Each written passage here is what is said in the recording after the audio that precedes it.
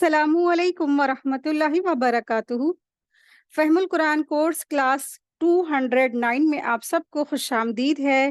اہلاً و سہلاً مرحبا۔ آج کا ہمارا لیسن ہے سورہ الرحمن، آیت 1 to end۔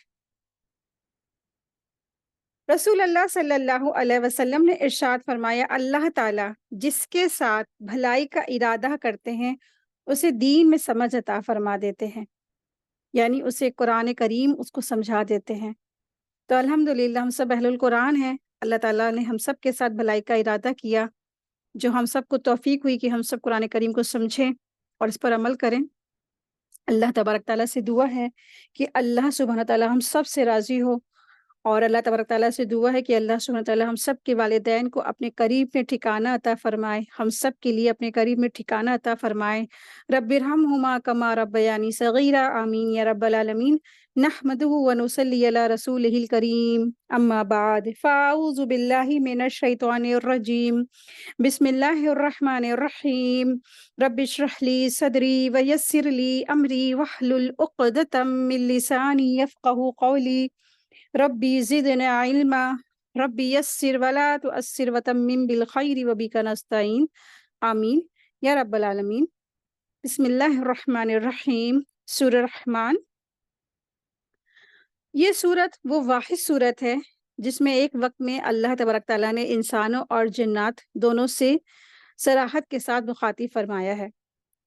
دونوں کو اللہ تعالیٰ کی وہ بے شمار نعمتیں یاد دلائی گئی ہیں جو اس کائنات میں پھیلے پڑی ہیں، اور بار بار یہ لفظ دہرایا گیا ہے کہ اب بتاؤ کہ تم دونوں، اے گروہ جن اور انس، کون کون سی تم اللہ تعالیٰ کی نعمتوں کو جھٹلاؤ گے۔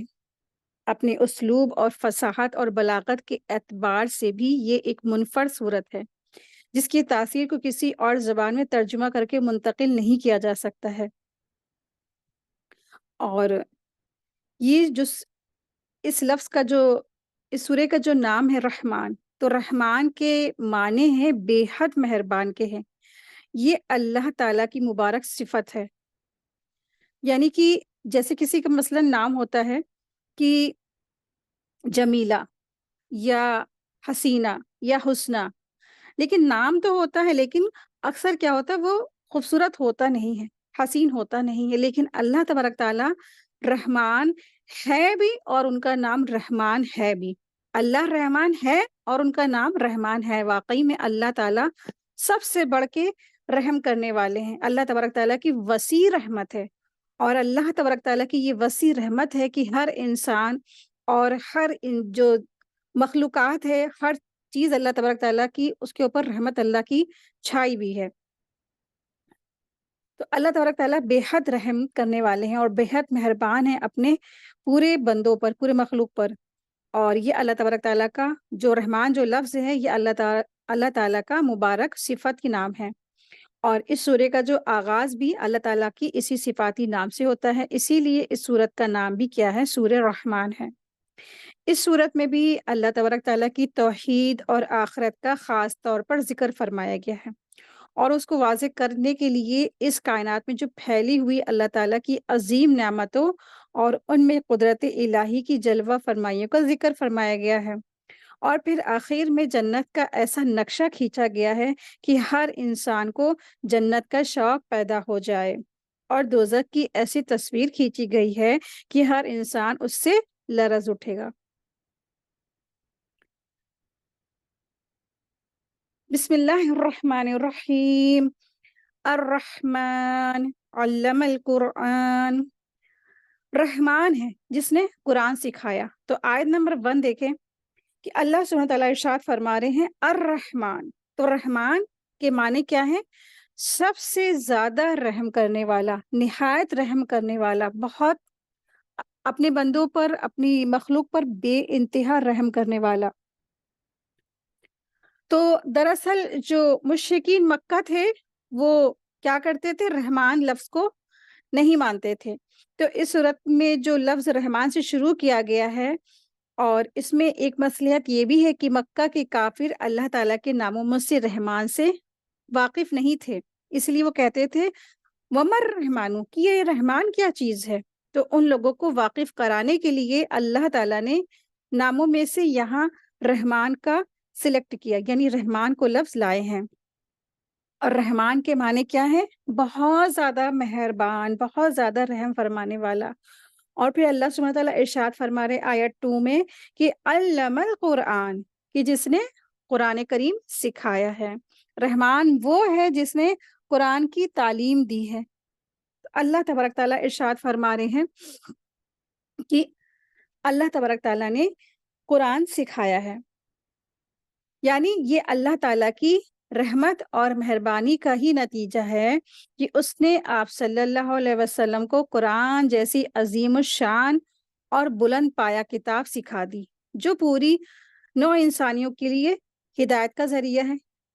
اور اسی کی ہدایت پر عمل کرنے سے انسان کی دنیا بھی سنور سکتی ہے اور آخرت بھی۔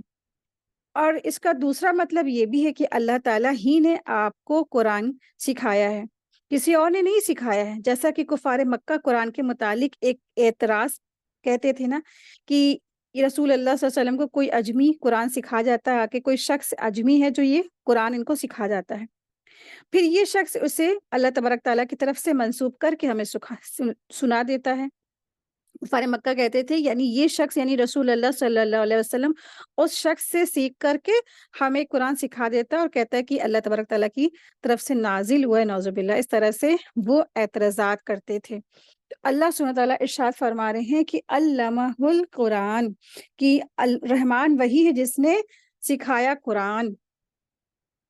تو علم القرآن میں اللہ تعالیٰ کی نعمتوں میں سے جو سب سے بڑی نعمت ہے اس کے ذکر سے آغاز کیا گیا ہے، اور سب سے بڑی نعمت قرآن ہے، کیونکہ قرآن کریم انسان کے جینے مرنے، دین اور دنیا دونوں کی بہتری اور برکتوں کو اپنے اندر رکھتا ہے۔ جنہوں نے قرآن کو لیا اور اس کا حق ادا کیا، جیسے صحابہ، تو اللہ تعالیٰ نے ان کو آخرت کے درجے اور نعمتوں سے بھی نوازا، اور دنیا میں بھی وہ درجہ اور مقام ان کو عطا فرمایا کہ بڑے بڑے بادشاہوں کو بھی وہ درجہ حاصل نہ ہوا۔ آپ دیکھیں کہ اللہ سبحانہ تعالیٰ نے یہ قرآن سکھایا، علم القرآن، کہ جس نے یہ قرآن سکھایا، تو کس کو سکھایا؟ سب سے پہلے اللہ سبحانہ تعالیٰ نے قرآن جبریل علیہ السلام کو سکھایا، پھر جبریل علیہ السلام کے ذریعے سے محمد صلی اللہ علیہ وسلم کو، اور پھر محمد صلی اللہ علیہ وسلم کے ذریعے سے صحابہ کرام کو، اور پھر اس کے بعد نسل در نسل آج اللہ تبارک تعالیٰ نے ہمیں بھی یہ سعادت بخشی ہے اور ہمیں بھی اس کو سیکھنے کا موقع عطا فرمایا ہے۔ تو یہ رحمان کی خاص رحمت ہے۔ یہ صورت نعمتوں کو شمار کرنے کے لیے آئی ہے جو اللہ تعالیٰ نے اپنے بندوں پر انعام فرمائی۔ تو سب سے پہلے اللہ نے اس نعمت کو بیان کیا جو سب سے بڑی اور سب سے زیادہ نفع دینے والی اور انجام کے اعتبار سے سب سے زیادہ عظیم ہے، بہترین ہے، اور وہ قرآن کریم کی تعلیم کی نعمت ہے۔ ہم دنیا کی باقی نعمتوں کی طرف تو بھاگتے ہیں، دوڑتے رہتے ہیں، قرآن ہمیں اپنی طرف بلاتا ہے اور ہم پرواہ نہیں کرتے ہیں۔ تو جو شخص یہ چاہتا ہے کہ اس پر نعمتیں تمام ہوں تو اسے قرآن کی طرف توجہ کرنا چاہیے اور اس کو قرآن سیکھنا چاہیے نا، کیونکہ یہ رحمان کا سکھایا ہوا ہے۔ رحمان کی رحمت کا تقاضا ہے کہ وہ بندوں کو قرآن کی تعلیم دے، اور اس نے اس کا بندوبست بھی فرما دیا ہے۔ اللہ سبحانہ تعالیٰ ارشاد فرما رہے ہیں، آیت دیکھیں، آیت نمبر 3، خلق الانسان، کہ اسی نے انسان کو پیدا کیا ہے، کہ اللہ سبحانہ تعالیٰ نے انسان کی تخلیق کی ہے، اللہ تعالیٰ ہی نے انسان کو پیدا کیا، تو انسان کی ہدایت بھی اللہ تعالیٰ کے ذمے تھی، تو لہٰذا اللہ تعالیٰ نے یہ قرآن نازل فرما کر اس ذمہ داری کو پورا کر دیا۔ قرآن کا اتارنا اس کی رحمت کا بھی تقاضا تھا اور اس کی خالقیت کا بھی۔ پھر وہ خالق ہونے کے ساتھ ساتھ مالک بھی ہے، اور ہر چیز بشمول انسان اس کی ممالک ہے، اور ہر مالک کا اپنے مملوک کو یہ بتانا ضروری ہوتا ہے کہ اس سے وہ کیا کام لینا چاہتا ہے اور کس مقصد کے لیے اسے بنایا گیا ہے۔ تو لہٰذا اللہ تعالیٰ کو بھی انسان کو یہ بتانا ضروری تھا کہ ان کا زندگی کا مقصد کیا ہے، اور یہ ضرورت قرآن اتار کر پوری کر دی گئی ہے۔ اس میں بتا دیا گیا کہ انسان کی زندگی کا مقصد کیا ہے۔ انسان کو پیدا کیا، انسان کو تخلیق کیا گیا، اب اس کی ہدایت کا انتظام فرما دیا اللہ سبحانہ تعالیٰ نے، اور زندگی کا مقصد بتا دیا گیا۔ آیت دیکھیں، آیت نمبر ہے 4، علمہ البیان۔ اللہ سبحانہ تعالیٰ ارشاد فرما رہے ہیں علمہ البیان، اور اسے بولنا سکھایا۔ کسے بولنا سکھایا؟ انسانوں کو۔ اللہ سبحانہ تعالیٰ نے انسانوں کو بولنا سکھایا، تو اللہ تعالیٰ نے انسان پر مزید اور احسان کیا کہ اسے قوت گویائی عطا فرمائی۔ اب بعض سے لوگ کہتے ہیں کہ کچھ لوگ گونگے ہوتے ہیں اور وہ بول نہیں سکتے، تو آپ دیکھیں کہ اپنے دل کے احساسات کو بیان کر دینا کسی بھی طریقے سے، چاہے اشارتاً، چاہے زبان سے، چاہے لکھ کر، چاہے موبائل سے، کسی کے ذریعے سے اپنے دل کی بات کو بیان کر دینا، اللہ سبحانہ تعالیٰ نے یہ جو چیز دی ہے وہ صرف اور صرف انسانوں کو دی ہے، پوری کائنات میں کسی کو نہیں دی۔ تو بیان سے مراد ایسی گویائی ہے جس کے ذریعے سے انسان اپنے دل کی بات کو زبان پر لا سکے اور اپنے مقصد اور چاہت کو ظاہر کر سکے۔ یہ اللہ تعالیٰ کی بہت بڑی نعمت ہے، بیان کرنا، کہ اللہ تبارک تعالیٰ نے انسان کو یہ نعمت دی کہ اپنے دل کی بات وہ بیان کر دیتا ہے زبان کے ذریعے سے۔ تو تمام جانداروں کو آپ دیکھ لیں، صرف اور صرف اس میں انسان ہے جس کو اللہ تبارک تعالیٰ نے یہ بیان کرنا، بولنا سکھایا۔ تو یہ بہت بڑی عظیم نعمت ہے۔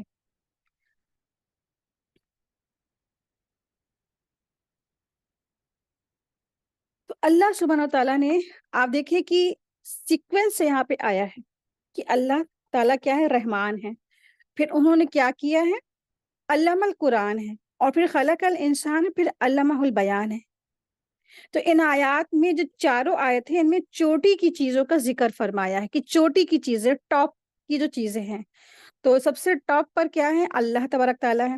پھر قرآن کے سارے علوم میں سب سے زیادہ جو بہترین علوم ہے وہ قرآن ہے، اور پھر ساری کائنات میں جو سب سے افضل جو مخلوق ہے وہ انسان ہے، اور پھر جو ٹاپ کی جو گویائی ہے، ٹیلنٹ ہے، جو صفات ہے انسان کا، بولنا، بیان کرنا ہے۔ تو ان چار آیات میں جو چوٹی کی چیزوں کا ذکر کیا ہے، صفات باری تعالیٰ میں سے چوٹی کی صفت ہے، ٹھیک ہے؟ تو اللہ تبارک تعالیٰ کی جو رحمان جو ورڈ آیا ہے، تو اس میں کیا ہے؟ اللہ تبارک تعالیٰ کی جو رحمت کے جو صفت ہے، تو یہ ٹاپ کی صفت کا ذکر ہے۔ تو رحمان یعنی وہ ہستی ہے جس کی رحمت ہر وقت جوشیں مارتی ہے، ٹھہاکے مارتی ہے۔ اللہ تبارک تعالیٰ کی دریائے رحمت ہر وقت اس میں جوش آتا رہتا ہے۔ اور پھر ہم سب اللہ تعالیٰ کی اس شان کے محتاج بھی ہیں، یعنی کہ اللہ تبارک تعالیٰ کی رحمت کے محتاج بھی ہیں۔ پھر اللہ سبحانہ تعالیٰ نے ارشاد فرمایا، پھر سب سے زیادہ جو چوٹی کا جو علم ہے جو اللہ تعالیٰ نے سکھایا ہے وہ کیا ہے؟ علم قرآن ہے۔ پھر مخلوقات میں سب سے چوٹی کی جو مخلوق ہے وہ انسان ہے۔ پھر انسان کی صلاحیتوں میں سب سے اعلیٰ صفت یہ ہے کہ وہ بیان کرنا، بات کرنا، بولنا، سب سے ٹاپ کی جو یہ صفت ہے۔ ان چار چوٹی کی چیزوں کے بیان کا نتیجہ یہ نکلتا ہے کہ اعلیٰ شے کا استعمال بھی اعلیٰ درجے پر ہونا چاہیے۔ لہٰذا انسان کے لیے اللہ کی شان رحمت میں سے جو لینے کا ذریعہ ہے وہ یہ ہے کہ وہ صفت کو، بیان کو کی لینے کا ذریعہ یہ ہے کہ وہ صفت بیان کو، یعنی قرآن حکیم کو سیکھنے اور سکھانے کے لیے استعمال کرے، ٹھیک ہے؟ تو کیا نتیجہ نکلتا ہے؟ خیرکم من تعلم القرآن وعلمہ۔ نبی صلی اللہ علیہ وسلم نے اسی حقیقت کو یوں واضح فرمایا ہے کہ تم میں سے بہترین لوگ وہ ہیں جو قرآن کریم کو سیکھتے ہیں اور دوسروں کو سکھاتے ہیں، ٹھیک ہے؟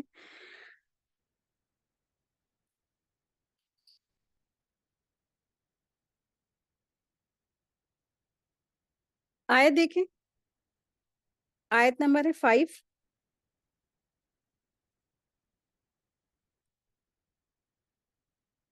آفتاب اور مہتاب یعنی سورج اور چاند مقرر حساب سے ہیں، یعنی اللہ سبحانہ تعالیٰ ارشاد فرما رہے ہیں الشمس والقمر بحسبان، کہ سورج اور چاند کیا ہے؟ ایک حساب سے ہیں، یعنی سورج اور چاند کا ایک مقرر رفتار کے مطابق چلنا ہے، پھر اس میں ایک لمحہ بھی تاخیر نہ کرنا، اور پھر انسان کے لیے ایک بہت بڑی یہ ایک نعمت ہے۔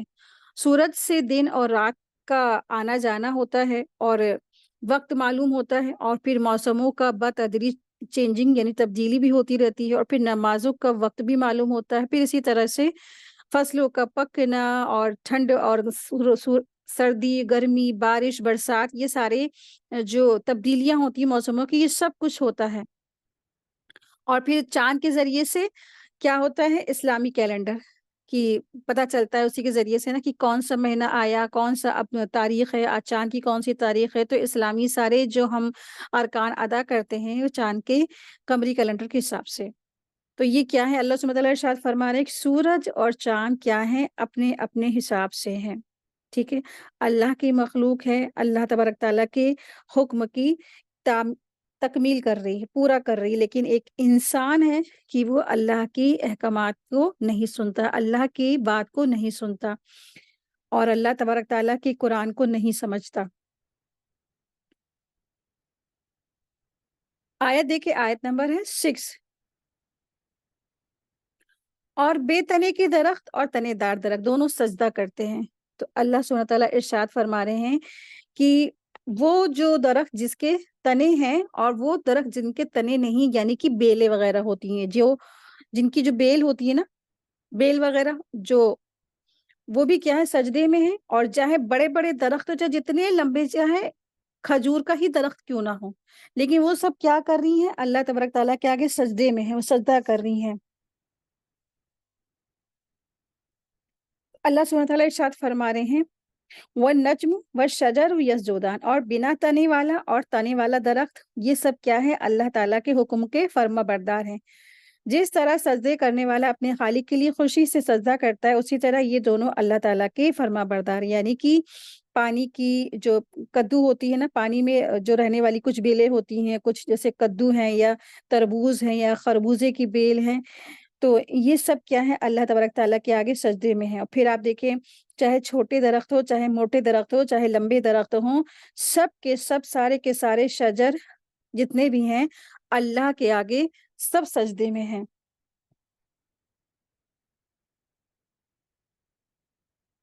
आयत देखिए आयत नंबर 7 उसी ने आसमान को बुलंद किया और उसी ने तराजू तराजू रख दी है। अल्लाह सुब्हानहू व तआला इरशाद फरमा रहे हैं कि ववदा अल मीज़ान आयत देखिए आयत नंबर 8 है। ताकि तुम तौलने में कमी बेशी ना करो। तो ववदा अल मीज़ान और अल्लाह ताला ने तराजू को रख दिया और अल्लाह सुब्हानहू व तआला ने इरशाद फरमा दिया अल्लाह ततगौ फिल मीज़ान ताकि तौलने में तुम ना सरकशी यानी नाफरमानी ना करना यानी अदल पर कायम रहना और ऐसा ना करना कि तुम दूसरों से अपने हक में ज़्यादा तौलवा लो और दूसरों के लिए तो तुम क्या करो तौलो ही नहीं बल्कि क्या करो उसमें डंडी मार दो यानी घटा करके तौल के दो तो तुम्हें ऐसा नहीं करना है। तराजू कायम की अल्लाह ने ताकि क्या है दुनिया में अदल और इंसाफ हो। आयत नंबर 9 इंसाफ के साथ वज़न को ठीक रखो और तौल में कम ना करो। उसी ने मखलूक के लिए ज़मीन बिछा दी जिसमें मेवे हैं और खोशे वाली खजूर के दरख्त हैं और अनाज हैं और भुस वाला और फूल हैं खुशबूदार हैं। तो अल्लाह सुब्हानहू व तआला इरशाद फरमा रहे हैं कि अल्लाह सुब्हानहू व तआला ने इस पूरी जो ज़मीन है, खेत होती है, दरख्त होते हैं, बागात होते हैं और फिर क्या है जिसमें मेवे हैं, फिर खोशे हैं, फिर खजूर के दरख्त हैं और फिर अल्लाह सुब्हानहू व तआला ने आयत नंबर 12 में ज़िक्र फरमाया है कि वल हब्बु ज़ुल अस्फ़ी वर रेहान और अनाज है, भुस वाला है और फूल है खुशबूदार। तो अल्लाह सुब्हानहू व तआला ने अनाज पैदा किया जो जिसमें क्या होता है जिसके ज़रिए से भूसा भी निकलता है, भूसा बरामद होता है। आप देखिए कि जो भूसा बरामद होता है, वो हम सब इंसान नहीं खाते हैं। हम अल्लाह तबारक तआला के टॉप की नेमतें खाते हैं। जैसे अनाज जिसे कहते हैं ना, कि कई बालियों में उसको वो रखा होता है, फिर उसको जो उसको छिलवाया जाता है, बड़ी-बड़ी मशीनों से साफ कराया जाता है, तब वो चावल जैसे धान के अंदर होता है, धान को क्या करते, छिलवाते, साफ करवाते, फिर वो दल-दला के साफ होकर के वो बिल्कुल क्लियर क्रिस्टल जैसा साफ होकर आता है राइस जो होता है। फिर इसी तरह से गेहूँ है, फिर जौ है और अब देखिए कि ये जो भूसा होता है, ये जो भूसा जिसका अल्लाह ने ज़िक्र फरमाया, तो ये जाता किधर है? आप देखिए कि ये जानवर जितने भी ये गाय, भैंस, बकरी हैं, चौपाए हैं, ये सब इन सब भूसे को खाते हैं। जो कूड़ा-कचरा है जो छिलका है वो ये भूस जो जानवर खाते हैं। आप अपने घर में कभी भी बकरे आपने देखे होंगे, पाले होंगे, बकरी, बकरा या भैंस, ये गाय वगैरह, आप देखिए कि सब छिलके खाते हैं। जो फालतू की चीज़ें ये लोग खाते हैं। जैसे हम लोग जैसे मटर छीलते हैं, मटर का ऊपर का जो ग्रीन मटर होते हैं, उसके ऊपर के छिलके तो ये जानवर खाते हैं, लेकिन हम क्या करते हैं, अंदर के दाने खाते हैं, है ना? और फिर इस तरह से तमाम चीज़ें कि डंठलें ये जानवर खाते हैं, हम सब क्या है, इंसान टॉप की चीज़ें खाते हैं। तो इसी तरह से ये जो भूसा होता है, ये जानवर खाते हैं और हम क्या खाते हैं, टॉप की चीज़ें खाते हैं। बेहतरीन चीज़ें खाते। अल्लाह ने हम सबको ये नेमतें अता फ़रमाई, लेकिन तकाज़ा क्या था कि ताकि इंसान अल्लाह का शुक्र अदा करे। लेकिन अल्लाह की इतनी नेमतें उठाने के बाद, अल्लाह तबारक तआला की इन सब नेमतों का फ़ायदा लेने के बाद भी हम अल्लाह की नाशुक्री ही करते हैं। अक्सर इंसान क्या है, नाशुक्रा है। अल्लाह की नियामतों के ऊपर गौर-फ़िक्र नहीं करता कि भूसा खाता है जानवर और हम क्या खाते हैं, हम टॉप का खाना खाते हैं, उसके बाद भी हमारे ज़ुबान से अल्लाह के आगे कभी भी शुक्रगुज़ारी नहीं होती है।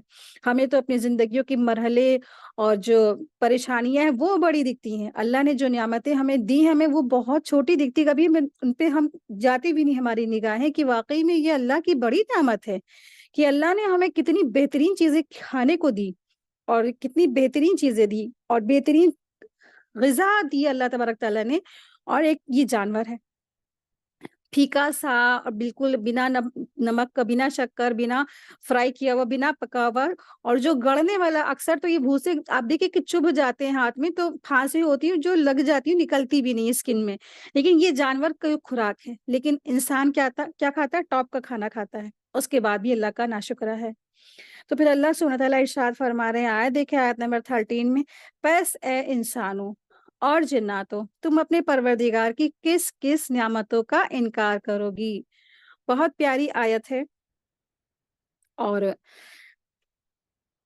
इसी के मज़मून के लिहाज़ से तो ज़ईफ़ हदीस में कहा जाता है कि ये जो कुरान करीम की अपने उस कुरान करीम की ये क्या है, दुल्हन है, क्योंकि ऐसी रिधम है इसमें सूरह रहमान में, अपने उस्लूब के एतबार से, अपने फ़साहत और बलागत के एतबार से इसको कुरान करीम की दुल्हन कहा जाता है। आप देखिए कि कितनी खूबसूरत इसमें अल्लाह तबारक तआला ने खूबसूरती से इसमें आयत लाए हैं और बार-बार ये आयत आई है, तकरीबन 31 टाइम ये आयत आई है, कि बार-बार अल्लाह ने पूछा है, क्योंकि ना इंसान भी नाशुक्र है और जिन्नात भी।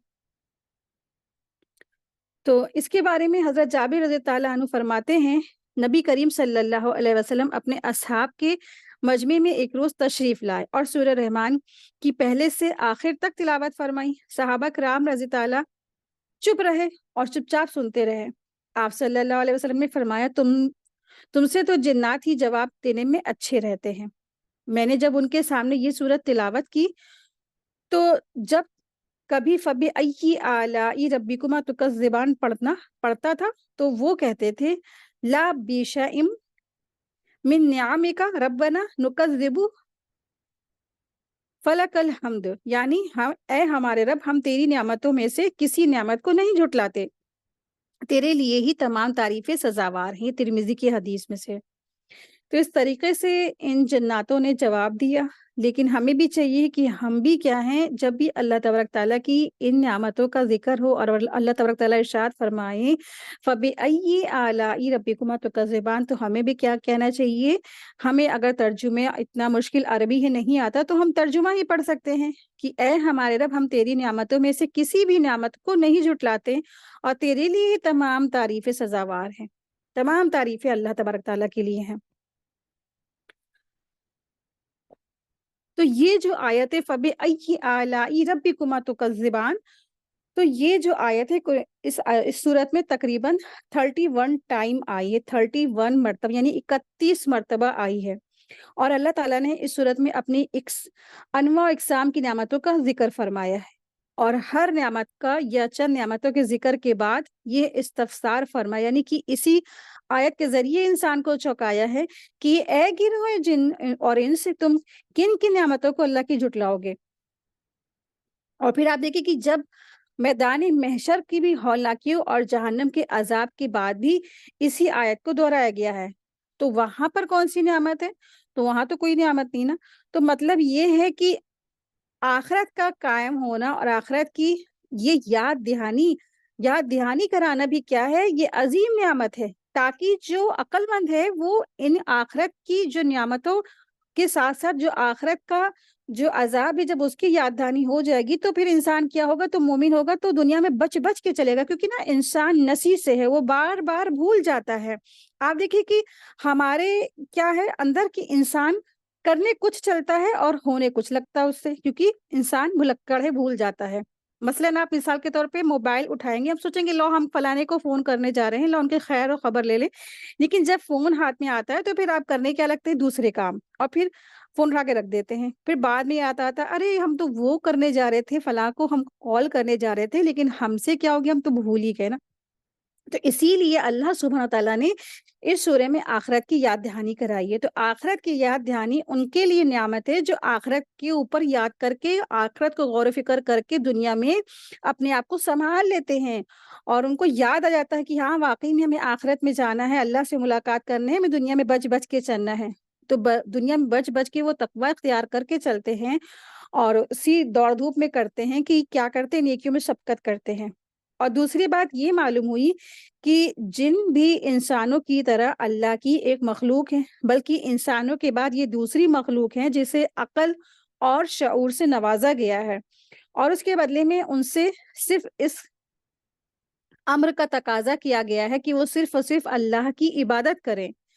تو اسی کے ساتھ اللہ کے ساتھ وہ کسی اور کو شریک نہ ٹھہرائیں۔ مخلوقات میں یہی دو ہیں جو شرعی احکام اور فرائض کے مکلف ہیں، یعنی صرف اور صرف انسانوں کے لیے اور جناتوں کے لیے کیا ہے؟ شرعی احکام اور فرائض کیے ہیں، اور اسی لیے انہیں ارادہ اور اختیار کی آزادی بھی دی گئی ہے۔ ٹھیک ہے، تو انسانوں کو اور جناتوں کو اللہ تبارک تعالیٰ نے کیا دیا ہے؟ ارادے کی اور اختیار کی آزادی دی گئی ہے، تاکہ ان کی آزمائش ہو سکے۔ چھوڑ دیا گیا ہے کہ جاؤ، تمہیں جدھر جانا ہے جاؤ، صحیح راستہ بھی جائے اور کلیئر ہے اور واضح ہے، اور برا راستہ بھی کلیئر اور واضح۔ اب تمہارا اختیار ہے، تم چاہے جدھر جاؤ، تم جدھر ارادہ کرتے ہو ادھر جاؤ، تمہارا کیا ہے؟ اپنا ہی اس میں ٹیسٹ ہے۔ تو اللہ سبحانہ تعالیٰ نے چھوڑ دیا ہے کہ جدھر جانا ہے ادھر جاؤ۔ اور اللہ سبحانہ تعالیٰ نے اس میں تیسرا یہ بات ہے کہ نعمتوں کے بیان سے یہ بھی ثابت ہوا کہ اللہ کی نعمت سے فائدہ اٹھانا جائز اور مستحب ہے، کہ اللہ نے اگر نعمتیں دی ہیں تو ہم ایسا نہیں کر سکتے کہ ہم نہیں استعمال کر رہے ہیں اور اس کو کیا کر رہے ہیں؟ نہیں، ہمیں نہیں برتنا ہے، ہمیں نہیں کرنا ہے، ہم تو بس بالکل تشدد سے کام لیں گے۔ نہیں، اللہ نے اگر نعمتیں دی ہیں تو استعمال کریں اور اللہ کا شکر بھی ادا کریں ساتھ ہی ساتھ۔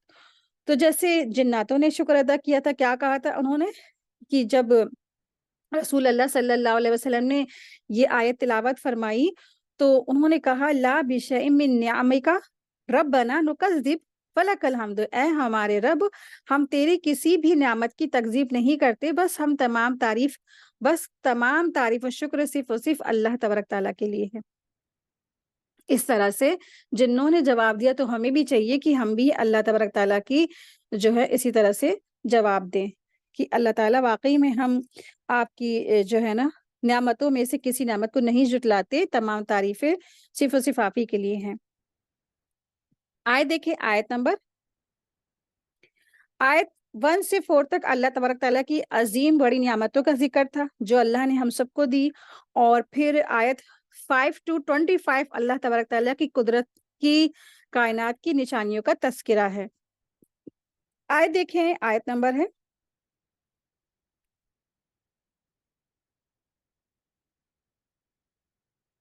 14 ہے۔ اس نے انسان کو ایسی کھنکھناتی مٹی سے پیدا کیا جو ٹھکرے کی طرح تھی۔ آیت 15، اور جنات کو آگ کے شعلے سے پیدا کیا ہے۔ ٹھیک ہے، تو یہ آیت ہمیں بتاتی ہے کہ جو جنات ہیں وہ کس سے پیدا کیا گیا ہے۔ بہت سارے لوگ یہ سمجھتے ہیں کہ جو جنات ہیں وہ نور سے پیدا ہوئے، تو یہ بالکل رونگ ہے۔ تو جنات کو اللہ سبحانہ تعالیٰ نے آگ کے شعلوں سے پیدا کیا ہے۔ آیت 16، پس تم دونوں اپنے پروردگار کی کس کس نعمتوں کا انکار کرو گے۔ آیت 17 to 25 دیکھیں۔ وہ رب ہے دونوں مشرقوں کا اور دونوں مغربوں کا۔ تو مشرق اور مغرب یعنی دو مشرق، یہاں پہ تو پتہ چلتا ہے کہ ایک ہی مشرق ہے اور ایک ہی مغرب ہے۔ تو دیکھیں جاڑوں میں جو ہوتا ہے مشرق چینج ہو جاتا ہے، گرمیوں میں مشرق چینج ہو جاتا ہے، پھر اسی طرح مغرب بھی گرمیوں میں مغرب دوسرا ہو جاتا ہے، اور جاڑوں میں ٹھنڈ جب آتی ہے تو مغرب دوسرا ہو جاتا ہے، تو اسی طرح سے 2 مشرق ہے اور 2 مغرب۔ آیت 18 دیکھیں، بس اے انسانوں اور جنوں، تم اپنے پروردگار کی کن کن نعمتوں کا انکار کرو گے؟ اس نے 2 دریا چلائے جو ایک دوسرے سے مل جاتے ہیں۔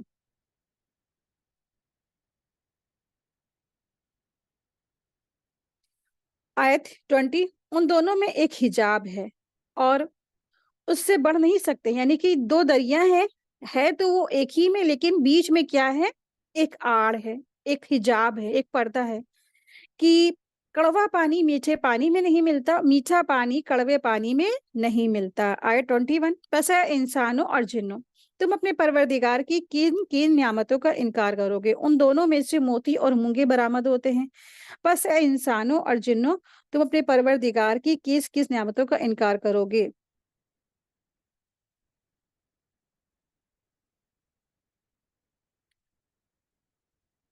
اور اللہ ہی کی ملکیت میں ہے وہ جہاز جو سمندر میں پہاڑ کی طرح کھڑے ہوئے چل رہے ہیں۔ پس اے انسانوں اور جنوں، تم اپنے پروردگار کی کن کن نعمتوں کا انکار کرو گے؟ تو وہی اللہ سبحانہ تعالیٰ نے اپنی جو آیات ہیں، کائنات پہ جو نعمتیں ہیں، ان سب کا تذکرہ فرمایا ہے۔ آیت دیکھیں، آیت نمبر ہے 26، آیت نمبر 26 سے 30 تک اللہ سبحانہ تعالیٰ نے ارشاد فرمایا ہے کہ جو کچھ بھی اللہ کے سوا ہے سب فنا ہو جائے گا۔ آیت 26، روئے زمین میں جو ہیں سب فنا ہونے والا ہے، یعنی زمین کی کل مخلوق فنا ہونے والی ہے۔ ایک دن آئے گا کہ اس پر کچھ باقی نہیں رہے گا، جتنے بھی جاندار ہیں اور جتنے بھی مخلوقات ہیں سب کے سب کیا ہیں؟ سب فنا ہو جائیں گے، سب کو موت آ جائے گی، سب مر جائیں گے۔ بس باقی کون رہے گا؟ صرف اور صرف اللہ کی ذات باقی رہے گی، ہمیشہ ہمیشہ کے لیے۔ اللہ تعالیٰ کیا ہے؟ بس وہی باقی رہنے والے ہیں۔ آیت دیکھیں، آیت 27، صرف اور صرف تیرے رب کی ذات جو عظمت اور احسان والی ہے باقی رہ جائے گی، پھر تم اپنے رب کی کن کن نعمتوں سے منکر ہو جاؤ گے؟ سب آسمان اور زمین والے اسی سے مانگتے ہیں، ہر روز وہ ایک نئی شان میں ہے، بس اپنے رب کی کون کون سی نعمتوں کا تم انکار کرتے ہو؟ آیت 31، آیت 31 سے آیت 36 انسان اور جنوں اور انسانوں کو خطاب کیا گیا ہے۔ اللہ سبحانہ تعالیٰ ارشاد فرما رہے ہیں، آیت نمبر 31 دیکھیں، اے جنوں اور انسانوں، ان قریب ہم سب سے فارغ ہو کر تمہاری طرف متوجہ ہو جائیں گے۔ تو اللہ سبحانہ تعالیٰ نے ارشاد فرمایا، سنفرغ لکم ایھا الثقلان، تو اللہ سبحانہ تعالیٰ نے فرمایا کہ ان قریب ہم سب سے فارغ ہو کر تمہاری طرف توجہ ہو جائیں گے۔ تو اس سے کیا مطلب ہے؟ تو فارغ ہونے سے مراد یہ نہیں کہ ابھی وہ کسی کام میں مشغول ہے، بلکہ یہ بطور ڈانٹ کے فرمایا ہے، تنبیہ ہے، کہ صرف تمہاری طرف متوجہ، یعنی توجہ کرنے کا جو زمانہ قریب آئے گا، یعنی قیامت کا دن، اور اب کیا ہے؟ کھرے اور کھوٹے کا فیصلہ ہو جائے گا، اور اسے کوئی چیز مشغول نہیں کرے گی، بلکہ صرف اور صرف تمہارا ہی حساب لیا جائے گا۔ تو یہ ایک طرح سے عرب میں ایک محاورے کے مطابق یہ کلام کیا گیا ہے، جیسے نا غصے کے وقت کوئی کسی سے کہتا ہے ٹھیک ہے ابھی ہم فرصت ہوتی ہے تم سے نپٹتے ہیں، اسی طرح سے اللہ سبحانہ تعالیٰ نے ارشاد فرمایا ہے یہاں پہ۔ آیت دیکھیں، آیت نمبر ہے 32، پھر تم اپنے رب کی کون کون سی نعمتوں کو جھٹلاؤ گے؟ اے گروہ اور جن، اے گروہ جن اور انس، اگر تم میں آسمان اور زمین کے کنارے سے باہر نکل جانے کی طاقت ہے تو نکل بھاگو، بغیر غلبے اور طاقت کے تم نکل نہیں سکتے۔ آیت 34، پھر تم اپنے رب کی کون کون سی نعمتوں کو جھٹلاؤ گے؟ آیت 35، تم پر آگ کے شعلے اور دھواں چھوڑ دیا جائے گا، پھر تم مقابلہ نہ کر سکو گے، پھر تم اپنے رب کی کون کون سی نعمتوں کو جھٹلاؤ گے؟ اب یہاں سے آخرت کا ذکر ہو رہا ہے۔ آیت دیکھیں، آیت نمبر 37، آیت نمبر 37 ٹو 45 یہ فرمایا گیا ہے کہ جب آسمان پھٹ جائے گا۔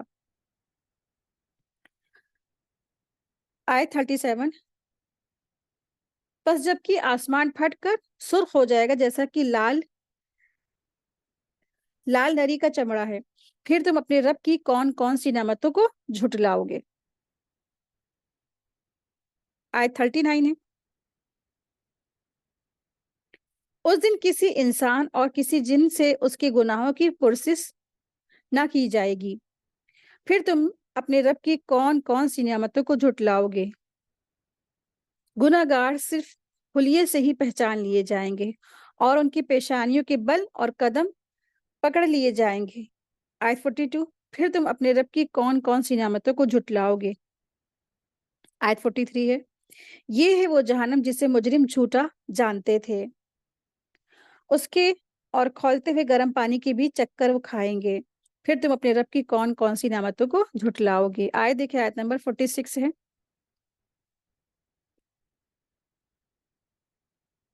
आयत नंबर 46 से आयत नंबर 53 अल्लाह का खौफ, यानी अल्लाह का जिसको खौफ है वो क्या है, उसके लिए अल्लाह ताला ने इनाम रखा है। तो अल्लाह सुब्हानहू व तआला इरशाद फरमा रहे हैं, वली मन खौफा मक़ामा रब्बिही जन्नतान। उस शख्स के लिए जो अपने रब के सामने खड़े होने से डरे, उसके लिए क्या है? 2-2 जन्नतें हैं। तो जो शख्स क़यामत के दिन अपने रब के सामने खड़ा होने से डरा, अपने दिल में खौफ रखता है अपने रब के लिए और अल्लाह से वो डरता है, तो अपने आप को और फिर क्या करता है? अल्लाह से डर के साथ-साथ वो अपने आप को नफ्स की पैरवी से बचाता है, सरकशी से बचाता है। वो सरकशी नहीं करता। आप देखिए कि इंसान के 3 दुश्मन हैं, 3 सबसे बड़े दुश्मन हैं। पहला ये दुनिया है, दूसरा शैतान है और फिर तीसरा उसका अपना खुद नफ्स है। अगर ये इन 3 दुश्मनों से वो लड़ना सीख गया तो वाक़ई में क्या है, वो कामयाब है। इन तीनों से ही इंसान को लड़ना है। तो जो उसका नफ्स है उसको बुराई का हुक्म देता है, लेकिन वो क्या करता है, उसको दबा देता है। वो नफ्स की इताअत नहीं करता, बल्कि क्या करता है, वो सिर्फ़ और सिर्फ़ अल्लाह रसूल की इताअत करता है। तो वो अल्लाह से क्योंकि डरता है ना, तो सरकशी से बचता है और आखिरत की फ़िक्र ज़्यादा उसको रहती है और उसे बेहतर और पायदार वो समझता है। और क्या करता है वो?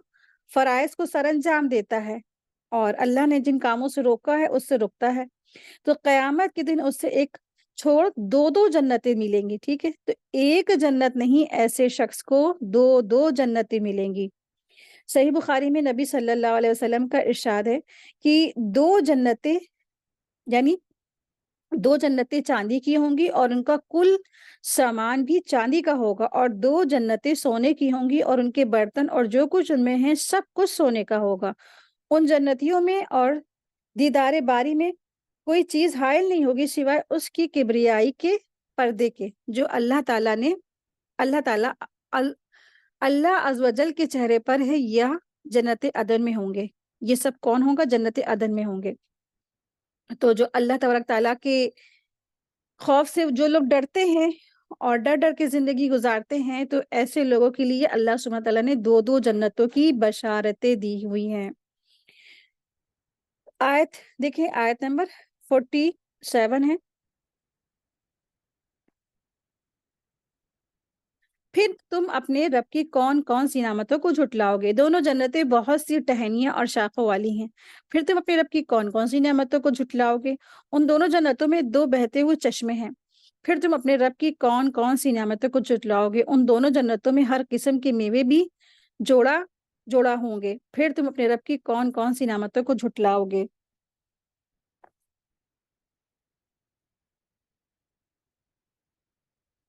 तो दरअसल आयत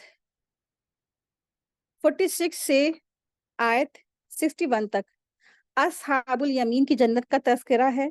यानी ऐसे वो लोग जो दुनिया में अल्लाह से डर कर रहे और वो गुनाहों से बचते रहे, अल्लाह ने जो हुक्म दिया वो बजा लाए, तो अल्लाह तबारक तआला ने उनके लिए जो है जन्नतें तैयार की हैं। तो इन आयत में ऐसे इंसानों और जन्नातों को अलहदा-अलहदा वो जन्नतों की खुशखबरी दी गई है जो अल्लाह के सामने खड़े होने से, यानी अल्लाह तबारक तआला के सामने हिसाब-किताब होने से वो डरते थे, तो और दुनिया में उन्होंने अच्छे काम किए, तो उनके लिए ऐसी जन्नतें होंगी।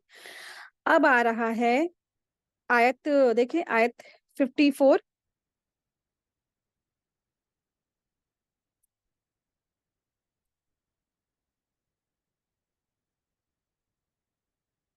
यहाँ से बताया जा रहा है कि जन्नतियों के बिस्तर और तख्त कैसे होंगे। आयत 54 से 61 तक अल्लाह सुब्हानहू व तआला ने इरशाद फरमाया कि इन जन्नतियों के जो बेड होंगे, बिस्तर होंगे, जो मैट्रेसेस होंगे वो कैसे होंगे? आयत 54 देखें। ये जन्नती ऐसी फर्शों पर तकिया लगाए हुए होंगे जिनके अस्तर दबीज़ रेशम के होंगे और उन दोनों जन्नतों के मेवे बिल्कुल करीब-करीब होंगे। तो जन्नती लोग बेफ़िक्री से तकिया लगाए हुए बैठे हुए होंगे। ख्वाह वो लेटे हों या बैठे हों या सो रहे हों, कोई मनादी नहीं। जितना जी चाहे इंसान सोए। आज दुनिया में इंसान थोड़ी देर सोता है, फिर उसको थोड़ा डर और खौफ महसूस होने लगता है कि क्या हम सोए जा रहे हैं और घर वाले ही टोकने लगते हैं, "अरे कितना सो रही हो? अरे उठो भई उठो" या "कितना लेटी हो या बैठी हो? अरे उठो भैया काम करो।" लेकिन क्या है जन्नत में जब इंसान पहुँच जाएगा तो कोई रोक-टोक नहीं, जितना दिल चाहे लेटो, जितना दिल चाहे सो, जितना दिल चाहे जितनी देर इंसान बैठा रहे, आराम करे। लेकिन बिस्तर भी ऐसे होंगे कि खूबसूरत होंगे, बेहतरीन बेहतरीन होंगे। तो ऐसे उनके बिछौने होंगे, बिछाव होंगे कि इतने ऐसे होंगे कि उनका जो अंदर का जो अस्तर होगा वो दबीज़ और खालिस ज़रीन रेशम का होगा। तो ये टॉप का जो कपड़ा है या अस्तर है या रेशम है, तो दुनिया में तो इसकी कोई मिसाल ही नहीं है। तो अल्लाह ने जन्नत ऐसी बनाई कि इंसान दुनिया की चीज़ों से कोई मिसाल नहीं दे सकता, कोई फैब्रिक नहीं ऐसा बना जिससे इसकी मिसाल दी जा सके। तो अल्लाह तबारक तआला से दुआ है कि अल्लाह तबारक तआला हम सबको जन्नतों में दाखिल फ़रमाए और बिस्तरों में ऐसे बिस्तरों में अल्लाह तबारक तआला हम सबको भी आराम नसीब फ़रमाए। आमीन या रब्बल आलमीन। आयत देखें, आयत नंबर 55 है। फिर तुम अपने रब की कौन-कौन सी नेमतों को झुटलाओगे? अब इनको कौन-कौन सी जो इनके जो जन्नती हैं, तो इनके लिए अल्लाह तबारक तआला ने अज़वाज दी हैं, उनका ज़िक्र है। आयत 56 देखिए, वहाँ शर्मीली नीची निगाहों वाली हूरें हैं, जिन्हें उनसे पहले किसी जिन व इंस ने हाथ नहीं लगाया। ठीक है? तो ऐसी बीवियाँ अल्लाह सुब्हानहू व तआला देंगे, ऐसे अज़वाज देंगे कि वो उनकी जो निगाहें होंगी नीची होंगी और उससे पहले किसी ने उनको छुआ तक नहीं होगा। आयत 57 फिर तुम अपने रब की कौन-कौन सी नेमतों को झुटलाओगे? वो हूरें मिस्ल याकूत और मूँगे की होंगी। फिर तुम अपने रब की कौन-कौन सी नेमतों को झुटलाओगे? आयत 50 आयत देखिए आयत 60 और 61 है। नेककारी का बदला ही बहुत बड़ा इनाम और एहसान है। फिर तुम अपने रब की कौन-कौन सी नेमतों को झुटलाओगे? तो अल्लाह सुब्हानहू व तआला इरशाद फरमा रहे हैं, आयत नंबर है 62 में देखें।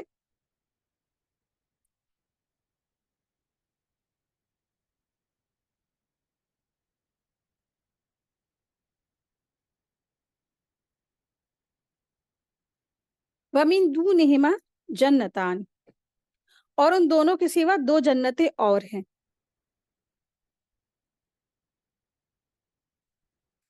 तो इसकी भी 2 सूरतें हैं।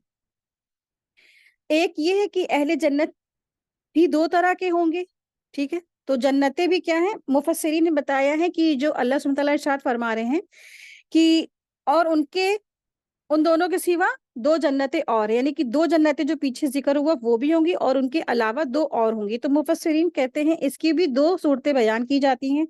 पहला ये है कि अहले जन्नत भी 2 तरह के होंगे, एक होंगे अस्साबिकून या मुकर्रबीन या दूसरे नंबर पे होंगे कौन? अस्हाबुल यमीन, ठीक है?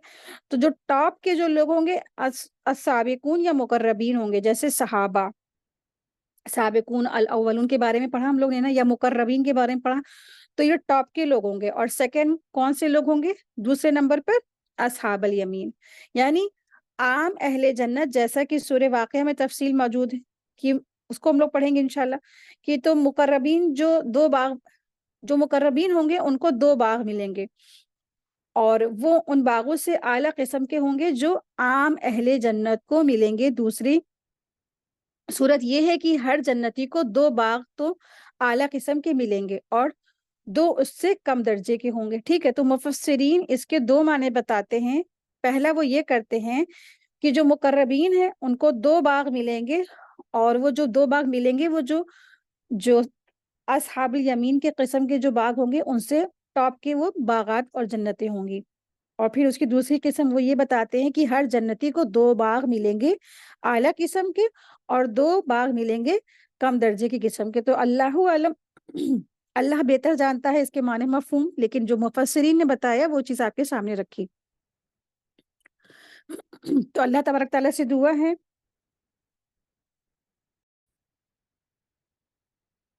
اللہ تبارک تعالیٰ سے دعا ہے کہ اللہ سبحانہ وتعالیٰ ہم سب کو سابقون اولون میں شامل فرمائے، اور اللہ تبارک تعالیٰ ہم سے دنیا میں وہ محنتیں اور وہ عبادتیں کروا لے جو سابقون اولون کیا کرتے تھے۔ تو اللہ سبحانہ وتعالیٰ ارشاد فرما رہے ہیں، آیت دیکھیں، آیت نمبر ہے 63 ہے، فَبِأَيِّ آلَاءِ رَبِّكُمَا تُكَذِّبَانِ، پھر تم اپنے رب کی کون کون سی نعمتوں کو جھٹلاؤ گے۔ آیت 64 ہے، جو دونوں گہری سبز سیاہ مائل ہیں۔ تو آیت نمبر 61 سے ہم نے پڑھا، اور کہاں سے شروع ہوئی تھی وہ آیت 46 سے شروع ہوئی تھی۔ آیت 46 ٹو 61 تک کی اصحاب الیمین کی جنت کا تذکرہ تھا، ذکر فرمایا تھا اللہ سبحانہ تعالیٰ نے، اور آیت 62 سے آیت 67 تک مقربین کی جنت کا تذکرہ ہے، بتا دیا گیا یہ جو مقربین ہوں گے ان کی جنتیں ہوں گی، جو ٹاپ کے لوگ ہوں گے ان کی ٹاپ کی جنتیں بھی ہوں گی۔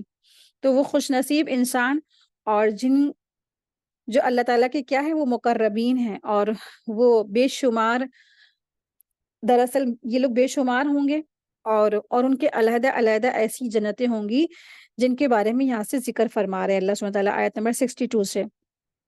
تو ایسا ہے جب یہ دنیا بنی ہے آدم علیہ السلام سے لے کے تو قیامت تک کی جتنے بھی ایسے لوگ ہوں گے جن کے اندر یہ صفت ہوگی کہ وہ سابقون اولون ہوں گے، ہر کام میں وہ یعنی اللہ کی طرف وہ دوڑتے لپکتے ہوں گے، نیکیوں کی طرف دوڑتے لپکتے ہوں گے، اور ہر نیکی کے کام میں جلدی کرتے ہوں گے، اور وہ سستی نہیں کرتے تھے، وہ جلدی کرتے تھے، اور بہت زیادہ وہ نیکوکار تھے، اور اللہ کا قرب پانے والے سارے وہ کام کرتے تھے، اور برائیوں سے بہت زیادہ بچتے تھے۔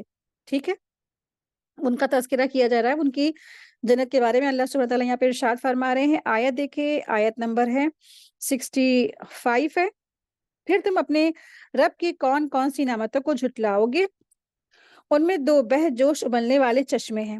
پھر تم اپنے رب کی کون کون سی نعمتوں کو جھٹلاؤ گے، ان دونوں میں میوے اور کھجورے اور انار ہوں گے۔ پھر تم اپنے رب کی کون کون سی نعمتوں کو جھٹلاؤ گے۔ آیت 70 ہے، ان میں نیک سیرت خوبصورت عورتیں ہیں۔ پھر تم اپنے رب کی کون کون سی نعمتوں کو جھٹلاؤ گے، غوری رنگت کی حوریں ہوں گی، جنتی خیموں میں محفوظ ہیں۔ آیت 73، پھر تم اپنے رب کی کون کون سی نعمتوں کو جھٹلاؤ گے، ان حوروں میں سے کوئی انسان یا جن اس سے پہلے نہیں ملا۔ آیت 75 ہے، پھر تم اپنے رب کی کون کون سی نعمتوں کو جھٹلاؤ گے۔ 76، سبز مسند اور عمدہ فرشوں پر تکیہ لگائے ہوئے ہوں گے۔ پھر تم اپنے رب کی کون کون سی نعمتوں کو جھٹلاؤ گے۔ آیت 78 ہے،